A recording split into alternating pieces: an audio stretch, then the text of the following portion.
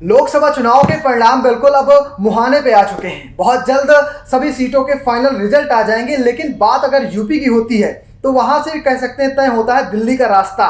और दिल्ली में जब भी सरकार बनती है, चाहे कांग्रेस की रही हो या फिर 2019 और 2014 में भाजपा ने यूपी पे ही कह सकते हैं एक बड़ी बढ़त बनाई थी, जिसकी वजह से एक पूर्ण बहुमत का जो आंकड़ा है उसे आसानी से छू लिया था। लेकिन साल 2024 इस बार भाजपा के सामने कह सकते हैं एनडीए के सामने था इंडिया गठबंधन। सपा कांग्रेस का गठबंधन था। बसपा जरूर अलग लड़ रही थी, लेकिन लोगों के मन में या कहें लोगों ने जो चुनाव देखा वो सिर्फ एनडीए बनाम इंडिया था, जहां पर भी विपक्ष का प्रत्याशी था, चाहे जिस सिंबल से लड़ रहा हो वहां पर सीधी फाइट देखने मिली थी। और चलिए आज बात करते हैं असद सर से। सर ने यूपी को अच्छे से कवर किया है और यूपी के बारे में सर क्या लगता है, जिस तरह से शुरुआत से ही रुझान शुरू होते ही बीजेपी पीछे आ गई? देखिए, बीजेपी का पीछे आना बहुत लोगों को चौंका दिया है। आज इसमें कोई दो राय नहीं है कि बीजेपी, सब लोग ये उम्मीद करके बैठे हुए थे कि बीजेपी कम से कम 60 से 65 सीटें जीतेंगी। और समाजवादी पार्टी इस इलेक्शन में आई थिंक मुझे लगता है ये अखिलेश यादव का पहला इलेक्शन है जब उन्होंने पूरा कैंपेन लीड किया है और एक ज़बरदस्त रिजल्ट उनको मिला है। क्योंकि इससे पहले अगर आप देखें तो 2012 से अखिलेश यादव ज़्यादा सक्रिय हुए हैं राजनीति में। उसके बाद वो 2012 में मुख्यमंत्री बने यूपी के। उसके बाद 2014 में समाजवादी पार्टी यूपी में बहुत बुरी तरह से लोकसभा इलेक्शन हारी। फिर 2017 में अखिलेश यादव की लीडरशिप में वो एक और इलेक्शन हारे। फिर 2019 का लोकसभा चुनाव हारे। फिर 2022 का चुनाव विधानसभा का हारे। पर इस बार का चुनाव मेरे हिसाब से पहला चुनाव है जहां पे अखिलेश यादव ने अपना एक दम दिखाया है और उन्होंने दिखाया है कि वो भी एक बड़े नेता की तरह निकल के आएंगे। और राष्ट्र की राजनीति में यूपी का बहुत अहम हिस्सा है। इसमें तो सभी को ये चीज़ पता है, 80 सीटें 543 में से यूपी की हैं। तो इस बार 30 से ज़्यादा सीटों पर समाजवादी पार्टी ने लीड बना ली है और लग रहा है कि कई इंपॉर्टेंट सीटें जहां पे बीजेपी को पूरी उम्मीद थी कि वो जीत जाएंगे, वो इस बार लग रहा है कि सपा या कांग्रेस जो है वो निकाल ले जाएगी और जीत जाएगी और अच्छे अच्छे मार्जिन से सीट जीत रही है। ऐसा नहीं है कि सारे जो सीटें जहां पे समाजवादी पार्टी ने लीड बना के रखी है वो कोई बहुत कड़ा मुकाबला हो रहा है। अच्छी लीड है। समाजवादी पार्टी ने के राष्ट्रीय अध्यक्ष और उनके पार्टी के पूरा काडर बहुत लग के चुनाव लड़ा है। हर बार वो लग के ही लड़ते हैं, बट रिजल्ट पहली बार देखने को मिल रहा है जो कि समाजवादी पार्टी को बहुत खुश कर देगा। बिल्कुल। और इस बार तो कहा जा रहा था कि बिना मुलायम सिंह यादव के चुनाव में उतरे हैं अखिलेश यादव। हर बार चुनाव में कुछ भी कहिए, मुलायम सिंह यादव की भूमिका रहती थी, रणनीतियां बनाने में बहुत अहम योगदान देते थे। इस बार वो भी नहीं थे और जिम्मेदारी ज़्यादा थी अखिलेश यादव की, उनके कंधे दोनों तरफ से, कि अब आपको समाजवादी पार्टी को एक नए स्तर पर ले जाना है, साथ में भाजपा के खिलाफ कमज़ोर नहीं होना है। तो ये तमाम सारे मुद्दे थे जिसमें से अखिलेश यादव ने बाजी मारी। जैसा हम चर्चा से पहले बात कर रहे थे कि इस बार अखिलेश यादव ने सिर्फ यादव ही नहीं, अन्य जो ओबीसी वोटर है वहां पर अच्छा खासा इम्पैक्ट डाला था, या कहें उन्हें भी अपने पाले में लाने की कोशिश की थी। तो कितना सफल हुए और इस जो परिणाम आ रहे हैं उसे आप कैसे देखते हैं? इस देखिए, नॉन यादव बैकवर्ड जो है, पिछड़ा है, जो यादव नहीं है, वो उत्तर प्रदेश में बड़ी अहम भूमिका निभाता है। इसका कारण ये है कि आप अगर देखें तो जो अन्य जातियां हैं, जो जैसे जो अगड़ी जातियां हैं, वो जनरली भाजपा के साथ रहती हैं। फिर यादव और मुसलमान जो है वो समाजवादी पार्टी के साथ रहता है। तो जो बीच में जो नॉन यादव पिछड़ा है वो बहुत ही अहम भूमिका निभाता है चुनाव का परिणाम में। तो इस बार अगर आप ध्यान से देखें तो अखिलेश यादव जी ने बहुत ही अच्छी रणनीति, अब तो हम बिल्कुल कह सकते हैं, क्योंकि उनको सबसे ज़्यादा सीटें मिल रही हैं और जितनी सीटें बीजेपी को चाहिए एक्सपेक्टेड था उससे कम मिल रही हैं। तो इस बार समाजवादी पार्टी ने नॉन यादव ओबीसी पे बहुत फोकस रखा, बहुत टिकट दिए हैं। एससी कम्युनिटी में बहुत टिकट दिए हैं, जो दलित समाज है उनको काफ़ी टिकट दिए हैं, रिजर्व भी हैं काफ़ी कॉन्स्टिट्यूएंसी, तो वैसे भी उनको टिकट दिए गए। तो नॉन यादव ओबीसी और ये जो पीडीए का फॉर्मूला अखिलेश जी ने निकाला था कि पिछड़ा, दलित और अल्पसंख्यक को हम साथ में लेके चलेंगे, तो जो पिछड़ा है वही इलेक्शन डिसाइड करता है उत्तर प्रदेश में। तो वो आई थिंक मेरे हिसाब से उनको पूरा अच्छा सपोर्ट मिला है नॉन यादव पिछड़ा जो था उससे, और जिसकी वजह से उनके जो रिजल्ट हैं वो हमारे सामने हैं, और जो वो इतनी सारी 30+ सीटों पे अभी लीड कर रहे हैं वो उसी पे बेस्ड है मेरे हिसाब से। एक और चीज़ मैं जिसके बारे में बात करना चाहूँगा वो ये है कि आप देख रहे हैं कि बीजेपी का जो यूपी में कैंपेन था वो काफ़ी बड़े कार्यक्रमों पे फोकस किया गया। प्राइम मिनिस्टर नरेंद्र मोदी वहाँ जाते रहे, होम मिनिस्टर अमित शाह वहाँ जाते रहे, मुख्यमंत्री योगी आदित्यनाथ जी वहाँ कैंपेन कर रहे थे और बड़ी मीटिंग करवाते थे, बड़ी रैलियाँ करवाते थे, हज़ारों लोग आते थे, एक बड़ा स्पेक्टिकल बनता था। बट आप अगर दूसरी तरफ कांग्रेस और समाजवादी पार्टी को देखें तो इन्होंने छोटे स्तर पे चीज़ें करी। जैसे अगर आप ध्यान से देखें, प्रियंका गांधी जी जो कि तकरीबन 7 से 8 दिन रायबरेली और अमेठी में ट्रैवल करा, उन्होंने आई थिंक 1 या 2 के अलावा कोई बड़ी रैली नहीं करी। दोनों सीटों पर सिर्फ एक। हाँ, उन्होंने वो उनका कार्यक्रम, मैं क्योंकि उनका कैंपेन काफ़ी करीब से देख रहा था तो मुझे पता था कि वो रोज़ जो है वो 20 के करीब नुक्कड़ सभा करती थी, जिसमें वो 500, 800, 1000, 1200, 1500, 2000 के करीब लोग आते थे उसमें, और ये जगह जगह पे होती थी। और उनका जो काफिला था वो एक जगह से दूसरी जगह जाता था और वहाँ से वो उनके कैंपेन में पूरी पार्टी लगी हुई थी, पूरा स्टेट लीडरशिप उनका वहाँ लगा हुआ था। भूपेश बघेल जी को ऑब्जर्वर बनाया गया था, अशोक गहलोत जी को ऑब्जर्वर बनाया गया था इन 2 बड़ी सीटों के लिए। तो ये जो लो डेसिबल हाई इम्पैक्ट बोल रही है इसको समाजवादी पार्टी कि हमने ज़्यादा शोर नहीं किया, हमने ज़्यादा बड़ी मीटिंग नहीं की, हमने बहुत हज़ारों लाखों लोगों को, मतलब इनके बड़े कैंपेन में भी आए बहुत सारे लोग, बट एक तरह से एक फोकस था कि लोकल जो कैंडिडेट है वो अपनी सभा अलग करता रहे। और पूरे दिन सुबह से लेकर शाम तक इनके नेता, चाहे धर्मेंद्र यादव जी हों जो आजमगढ़ से जीत रहे हैं, चाहे आप गाजीपुर में अफजाल अंसारी को देख लें, वो भी काफ़ी अच्छी बढ़त बना ली है उन्होंने। ज़्यादातर इनके कैंडिडेट अपना एक अलग कैंपेन कर रहे थे और छोटी छोटी सभाएं जो हैं वो अलग अलग जगहों पर कर रहे थे। बिल्कुल साहब, जैसा हमने देखा कि यूपी को छोड़ दिया जाए, शुरुआत में जब कैंपेन शुरू हुए थे तब अखिलेश यादव या जो भी इंडिया गठबंधन था उस तरफ से ये खासा जोर दिया जा रहा था कि इस बार हम बड़ी सभाएं नहीं करेंगे, कुछ शक्ति प्रदर्शन टाइप का नहीं करेंगे, जैसे दूसरे स्टेटों में इन्होंने किया। बिहार में एक बड़ी रैली की, मुंबई में बड़ी रैली की, झारखंड में बड़ी रैली की, दिल्ली में बड़ी रैली की थी, लेकिन यूपी में ऐसी कोई बड़ी रैली नहीं की इंडिया के एक सारे नेता एक मंच पे आए हों और बीजेपी को चुनौती दी हो। जी, अखिलेश जी ने डेफिनेटली काफ़ी रैलियां की, बहुत भीड़ भी आई, 1-2 जगह कुछ मिसमैनेजमेंट भी हो गया जिसकी वजह से लोग स्टेज पे चढ़ गए।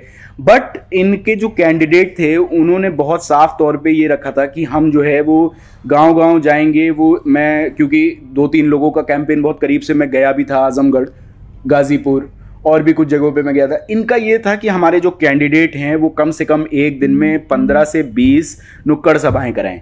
हम ये 15 से 20 नुक्कड़ सभा करेंगे, हम गांव-गांव जाएंगे, चौराहों पर जाएंगे और छोटी-छोटी मीटिंग करेंगे। स्कूल के मैदान, कॉलेज के मैदान में 500-1000 लोगों को इकट्ठा करके हम उनको अपनी बात बताएंगे। फिर अगर आप देखें तो ये जो सबसे बड़े मुद्दे मेरे हिसाब से इस इलेक्शन में जो थे वो थे महंगाई और नौकरी। जो युवा ही नहीं, युवा मतलब देखिए, नौकरी और महंगाई ऐसी चीज़ है जो हर लेयर के इंसान को इम्पैक्ट करती है, चाहे वो युवा हो, चाहे वो बूढ़ा हो, चाहे वो महिला हो, चाहे वो किसी भी जाति से हो। महंगाई सबकी जेब पे असर करती है। तो महंगाई एक बड़ा फैक्टर रहा इस इलेक्शन में, नौकरी बहुत बड़ा फैक्टर रहा, पेपर लीक एक बड़ा फैक्टर रहा, क्योंकि पेपर लीक का इशू जो है वो विपक्षी पार्टियों ने भी खूब जोर शोर से उठाया, रैली पे उठाया है। जी, हर रैली में उठाया। पेपर लीक के लिए डायरेक्टली सरकार को रिस्पॉन्सिबल रखा। अखिलेश यादव ने तो एक फॉर्मूला तैयार कर लिया था कि 2 लाख बच्चे, उनके पेरेंट्स और ऐसे करके 48 लाख से बताया कि हर सीट पे 2 लाख का घाटा होगा बीजेपी को, कुछ ऐसा। जी, और ये सारे जो कैलकुलेशन थे मेरे हिसाब से वो एक तरह से आप कहें कि हमें जब अब रुझान दिख रहे हैं तो इसमें एक बड़ा फैक्टर रहा है कि ये जो ज़मीनी मुद्दे हैं, जो रोज़ की ज़िंदगी के मुद्दे हैं, ये एक बड़ा और अगर आप देखें तो भारतीय जनता पार्टी ने उम्मीद लगा के रखी थी कि अयोध्या में राम मंदिर एक बड़ा मुद्दा बनेगा चुनाव के लिए। प्रयास भी किया था कि हर सांसद, हर विधायक को बोला था आप अपनी जो कंस्टिट्यूएंसी है वहां से लोगों को लेके आइए, दर्शन कराइए, लेकिन मामला वहीं बिगड़ गया कल, अब दिख रहा बट है। मेरी काफी लोगों से बात हुई, मैं जब मैं बाहर निकला हुआ था दौरों पर, तो मैं काफी बीजेपी के लोगों से भी मिला, तो वो भी ये बात मान रहे थे इनफॉर्मली, मतलब कोई ऑन रिकॉर्ड ये नहीं बोल रहा था, बट इनफॉर्मली लोग बोल रहे थे कि जो उम्मीद राम मंदिर के इशू में हमने लगाई थी वो उम्मीद हमारी पूरी नहीं हुई है। और लोगों को एक ये भी था कि देखिए अब मंदिर वहाँ बन गया है, हाँ। और उसके लिए सारा प्रदेश, सारा देश बहुत प्रसन्न है उस चीज़ से। जो हिंदू मेजॉरिटी है वो बहुत खुश है उस चीज़ से, और वो चाहते थे और वो हो गया है। बट लोगों का ये कहना था कि अब ये तो हो गया, अब इस पे हम क्यों वोट देंगे। और बीजेपी दूसरी तरफ सोच रही थी कि जो एक राष्ट्रवादी और हिंदुत्व का जो ये फैक्टर है राम मंदिर का खास के, इस पे उनको काफ़ी वोट मिलेंगे। बट भारतीय जनता पार्टी अपने नेताओं ने भी ये बात मानी है कि राम मंदिर जिस तरह से लोगों के बीच होना चाहिए था एक मुद्दा, वो नहीं हुआ इस चुनाव में। और अगर आप कैंपेन को क्लोजली देखें तो प्रधानमंत्री जी ने भी इसके बारे में कई बार बात की, मुख्यमंत्री यूपी के योगी आदित्यनाथ ने भी कई बार बात की, और लोगों का ये भी, बीजेपी वालों जो यूपी में मैं मिला उनका ये भी कहना था कि लोग जनवरी में ये हुआ राम मंदिर का उद्घाटन या कॉन्सेक्रेशन सेरेमनी, तो अब हम जून में हैं और इलेक्शन जो ज़्यादातर हुआ वो मई में हुआ। तो लोगों का ये भी था कि हम वो मतलब बीजेपी के लोगों का ये कहना था कि लोग बहुत सारे भूल गए हैं कि राम मंदिर एक इशू है, और उसके बेसिस पे चुनाव में वोटिंग उतनी नहीं हुई है। कुछ लोग ये भी कह रहे थे कि अगर ये 22 जनवरी की जगह मार्च या बाद में कराया गया होता, आचार संहिता लगने के जस्ट पहले, तो हो सकता है कि इसका ज़्यादा असर इलेक्शन के रिजल्ट्स में हमें दिखता। अयोध्या की सीट, मैं एक चीज़ और कहना चाहूँगा कि फैज़ाबाद की सीट जो है वो अभी बीजेपी पीछे है, और वहाँ से लल्लू सिंह जो वहाँ के सांसद हैं वो अवधेश प्रसाद समाजवादी पार्टी के, उनसे जीत रहे हैं, जो कि अपने आप में एक बड़ा संकेत है कि जो राम मंदिर का मुद्दा है वो नहीं चल पाया है बीजेपी। जब अयोध्या में नहीं चल, फैजाबाद की सीट में नहीं चल पाया है, तो आप उसको नेशन वाइड कैसे उम्मीद लगा सकते हैं कि ये बड़ा मुद्दा रहेगा इस चुनाव का। बिल्कुल, आपने सर तमाम सारे मुद्दों पे बात की। एक जो कांग्रेस की घोषणा थी, क्या इंडिया की घोषणा थी, लखपति दीदी कर्ज माफी वर्सेस, जब अमीरों के कर्ज माफी वर्सेस हम गरीबों का, किसानों का कर्ज माफ करेंगे, साथ में अग्निवीर योजना को खत्म करेंगे और लखपति दीदी बनाएंगे। ये 3 मुद्दे थे। हर रैली पे इंडिया के, या फिर कहें जो प्रत्याशी छोटी छोटी रैलियां करते थे, वहां पर भी ये खुल के कहते थे। इनका इम्पैक्ट देखते हैं आप? देखिए, मैं कांग्रेस को अंडरमाइन नहीं करना चाहूंगा, बट यूपी में जो मेन नेता इस चुनाव में निकल के आए हैं वो अखिलेश यादव हैं, ठीक है, और कांग्रेस भी 6 सीटों पे अभी आगे है। बट अगर कांग्रेस, मेरे हिसाब से अगर कांग्रेस ने समाजवादी पार्टी के साथ ये गठबंधन नहीं किया होता, तो कांग्रेस की इतनी जो 6 सीटें 7 सीटें वो अभी बढ़त बनाई हुई है, वो बहुत मुश्किल होता। कांग्रेस की अपनी फुटिंग है, बिल्कुल है, बट यूपी में समाजवादी पार्टी और अखिलेश यादव जी के जो वादे थे वो ज़्यादा लोगों के बीच पहुंचे, कनेक्ट कर पा रहे थे लगातार। वो वहाँ के नेता हैं, वो वहाँ पे मुख्यमंत्री रहे हैं 2012 से 2017 तक, और वो एक कंसिस्टेंट नेता हैं जो यूपी में रहे हैं, और वो यूपी के मुद्दों पे बोलते रहते हैं, और वो बहुत विजिबल नेता रहे हैं पिछले 10-12 सालों में। और इधर पिछले 5 साल से 2019 का इलेक्शन कहें, हारने के बाद जब समाजवादी पार्टी में थोड़े बदलाव हुए, अखिलेश यादव पहले बड़े बड़े कार्यक्रमों में जाते थे, लेकिन अब आप देखिए जिला पंचायत कोई हल्का सा प्रोग्राम है या किसी की डेथ हो गई, वहाँ पहुँचते हैं अपने जिला पंचायत का जो भी हो, या जिला अध्यक्ष हो, इवन विधायक, पूर्व विधायक भी कोई रहा हो, तो उसके घर जाते हैं। इन सब का भी बहुत इस बार असर देखने को मिला। देखिए, पार्टी जो समाजवादी पार्टी है वो कार्डर बेस्ड पार्टी, हाँ, है ना, वो गांव-गांव, शहर, तहसील, हर लेवल पे उनका नेता है और उनका कार्डर है जो कि नेताजी ने बिल्ड किया था, और अखिलेश जी उसी पे काम करके उसको और अब मजबूत बना रहे हैं। तो ऐसा ये सारे जो चीज़ें हैं कि लोकल नेताओं से कनेक्ट बनाना, उनसे मिलना, उनसे बातचीत रखना, ये सारे बहुत इंपॉर्टेंट फैक्टर्स हैं। और पार्टी का एक कार्डर जो ज़मीन पे रहता है, जो लोगों के पास रोज़ सुबह शाम जाता है, जिसके पास जनता अपनी मुश्किल लेके जाती है, अपनी दिक्कतें लेके जाती है, उसका होना और उसका एक्टिव होना बहुत ज़रूरी है। और राष्ट्रीय अध्यक्ष अखिलेश यादव जी ने भी इसमें इस बार कोई कसर नहीं छोड़ी थी कि हम अपनी पार्टी के जो नेता हैं उनको ये बात का एहसास और दिलासा दे दें कि हम अभी हारे नहीं हैं और हम चुनाव लड़ेंगे और मजबूती से चुनाव लड़ेंगे। बिल्कुल, ये तो हो गई अखिलेश यादव की बात। आकाश आनंद बीएसपी के लिए शुरुआत में फायर ब्रांड की तरह आए थे, बहुत हार्ड हिट कर रहे थे बीजेपी को, बीच में उन्हें हटा दिया गया। समाजवादी पार्टी कह सकते हैं उनमें कई सीटों पर फायदा पाई थी, जहां पर आकाश आनंद काफ़ी ज़्यादा जोर शोर से प्रचार किया था। अब मायावती क्या है, बीएसपी के हालात थोड़े से डगमगाए हुए हैं इस समय मौजूदा हालात पे। देखिए, बहुजन समाज पार्टी के लिए आगे का समय बहुत मुश्किल होने वाला है। वो एक भी सीट नहीं जीत रहे हैं, पूरे 80 में उन्होंने लड़ी हैं। और आप अगर क्लोजली इलेक्शन के देखें तो उनका जो कैंडिडेट था वो हर सीट पे, ऑलमोस्ट हर सीट पे एक डिस्टेंट दूर का थर्ड आया है। कहीं भी वो डायरेक्ट फाइट में नहीं है। ये चुनाव जो हुआ है ये इंडिया वर्सेस एनडीए बीजेपी, ये चुनाव उनका हुआ है। बट बसपा के लिए बहुत सारी चीज़ें हैं मंथन करने के लिए और आगे के लिए बात करने के लिए। आपस पार्टी में मायावती जी को बहुत निर्णय लेने होंगे कि आगे पार्टी कैसे उभर के आएगी इस हार के बाद। 2022 का अगर आप चुनाव देखें तो बहुजन समाज पार्टी सिर्फ 2 सीट जीती थी 403 में से, और उनका वोट शेयर 12.9% पे आ गया था। तो वो पीछे काफ़ी समय से चल रहे हैं। और बसपा ने इस बार कैंपेन भी उतना नहीं किया। आकाश आनंद जी ने कुछ दिन बहुत एक्टिवली कैंपेन किया, बट फिर उन्होंने कुछ ऐसे बयान दिए जिसकी कारण उनको पार्टी ने पद से हटाया, मायावती जी ने पार्टी से पद से हटाया।